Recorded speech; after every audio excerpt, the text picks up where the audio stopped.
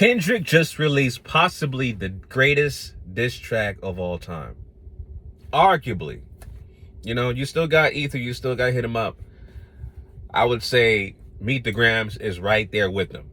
Right there with them. I'm still trying to digest and process Meet the Grams. 616 in LA.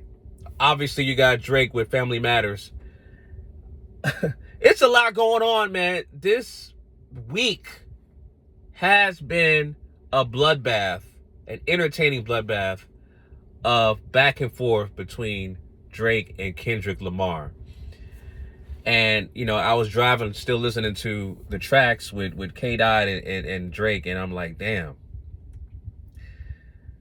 I don't know how you can come back from that reply from K-Dot with Meet the Grams. Like, other than a cease and desist or straight up fighting this nigga, how can you come back from that? And it was strategic because as soon as Drake released Family Matters with the visuals, less than an hour later, Meet the Grams is released to reply directly to Family Matters, talking about his family, his son Adonis, and addressing other rappers such as Rick Ross and A$AP Rocky. Man, I just, listen, I like I said, Meet the Grams was, I'm still trying to process 616 in LA. I'm still trying to process that. Now you got Meet the Grams. That is an incredible concept, the way he was able to just depict and chop and have basically all of his inner circle, his closest family members in a room and talking to them one by one. His son Adonis, his unclaimed daughter, his mother, his father, all in a room talking to them, giving them an introspective, and he left the last person, Aubrey Graham. He left the best for last. He set him straight. We're not even talking about the cover art, the visuals from Drake's side, who when he did the Family Matters video, he used the same van or replica van from Good Kid, Mad City. You know, Kendrick Lamar's album. He crushed it. Basically a metaphor saying that I'm ending his career, he's dead, blah, blah, blah type of shit. And he went to the new Ho King restaurant as well. Now that I just didn't understand the concept of that, because Kendrick mentioned the restaurant first. And he mentioned it because you had history in that restaurant, right? He was allegedly robbed in that restaurant or near that restaurant, and he went back to it in the video. So somebody will break that down even further. I'm just still trying to process everything. But man, Meet the Grams was incredibly surgical. It was a bloodbath. It was like you listen to it, because when I when I listen to stuff, especially bar heavy material, I'm actually listening to it and trying to process it. I'm not even going like this. I'm like listening to the bars, and I'm listening to it, and I'm visualizing it, and I'm processing it.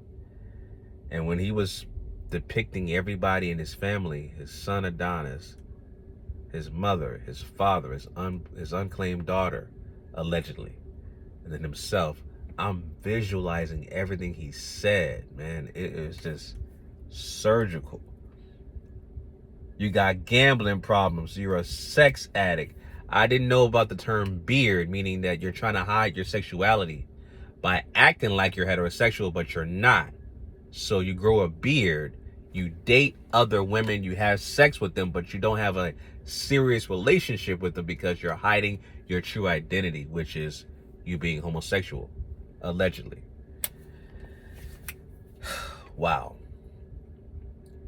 And the fact that he knows so much intricate details, that lets you even further know that there's got to be somebody feeding K-Dot information, because he released the track Meet the Grams less than an hour later after Drake released Family Matters. And let's not even talk about the cover art, bro. Like, It was a puzzle because 616 in LA showed a glove, a Maybach glove, which I thought it was something to do with Maybach music, but it didn't. It was actually his pop's glove from a suitcase that was allegedly stolen. But the cover art from 616 in LA showed a glove. But it was a puzzle because he warned them on 616 in LA, don't talk about family. Don't bring family into it. I can take it further. Actually, that was Euphoria. He warned them several times. Don't bring family into this. This is a friendly fade. I know a lot of information about you, your camp, and everything. Don't bring family into this. And of course, Drake took the bait and did it because you saw the puzzle on that cover art of 616 in LA. There was a glove.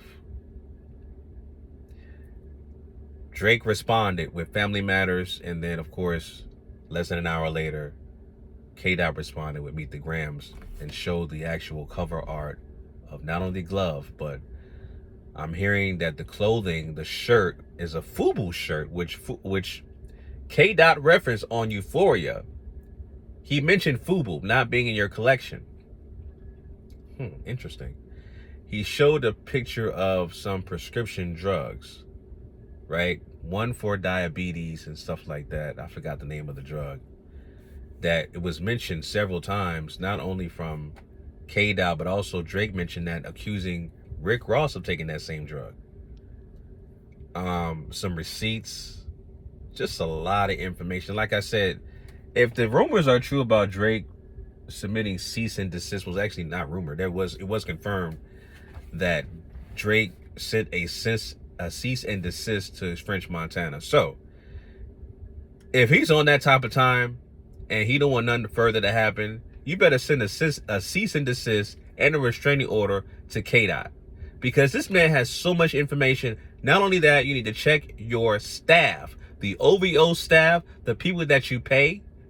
You need to check them and find out who is leaking this information to K-Dot, because he's getting too much detailed, intricate information and evidence, because there's a photo of your father's luggage, his clothing, his prescriptions, whatever.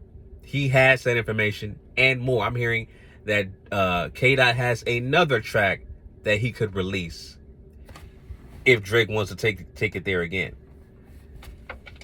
Yo, this is crazy. This is the thing about people say, oh, this is the reason why J. Cole bowed out and apologized. He didn't want these problems. He didn't want these problems. I'm reading memes about, he bought 3 bikes so that he could ride around town and go back in his garden and just thank God that he was not involved in this rap battle. But this lets you know that battles like this have no limits. There's no limits. You can talk about anybody and anything. There's nothing off limits, especially if you take it there. If you take it there, I'm going to take it further. That's exactly what K-Dot said. If you take it there, I'm going to take it further.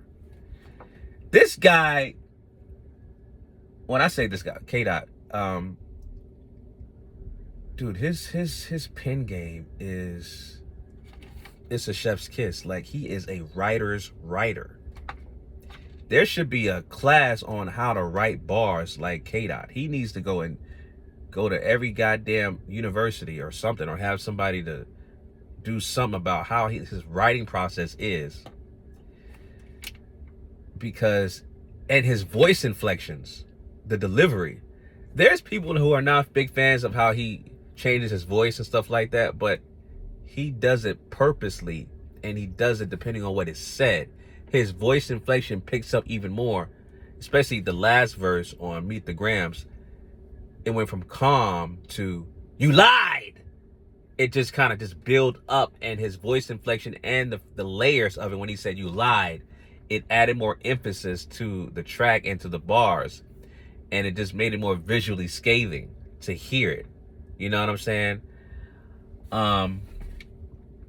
Man, like I said, this is incredible time to have, incredible time to be alive as far as you being a hip-hop fan. This week was crazy. And as far as what's next for Drake, man, like I said, I don't know how you can come back from Meet the Grams. He did say something about, oh, well, you know, that daughter, what daughter do I have? But at the same time, when Pusha T said you had a son, you denied him, right? You denied him. And you had multiple paternity tests to make sure that was your son. And now you claimed him. And so there's a bunch of, you know, K-Dot is allegedly saying that Drake has a bunch of illegitimate kids he doesn't claim or acknowledge. They're out there. You know, it's crazy. That was an introspective, therapeutic, scathing, nightmarish, haunting depiction of Drake's family, his inner circle, and also the people on his staff. It was incredible. It was an incredible piece of work that Kendrick Lamar did. And this is going to go down in history, man. This is a great day, a great time to be alive for hip hop. This is a unforgettable, unbelievable amount of material that's out there, and I'm still processing this information, because the further people break down what was said from K-Dot, the information that's out there, and also from Drake, you know, man, you could probably write a thesis about this shit and talk about it from years to come as far as this battle, you know. But if Drake decides to respond, focus on K-Dot, and the angle better be you better have not only some detailed information about what you said and accused Drake of being a wife beater. You accuse you accuse K-Dot of being a wife beater. You accuse K-Dot of being a wife beater, living in New York and not marrying his longtime partner, who are their high school sweethearts, but they have kids together. You better go in great detail about that information. If not, then you're out of there. Like I said, best bet, cease and desist or fight the nigga. That's what I would say. Other than that, I don't see how Aubrey Graham can come back from this, man. Cease and desist or fight K-Dot. That's all I can say. You know what I'm saying? So it is what it is, man. Those are my thoughts on that. Leave your comments down below about Meet the Grams from K-Dot, and also Family Matters from Drake. Let me know down below, family. Till next time, signing out. Peace.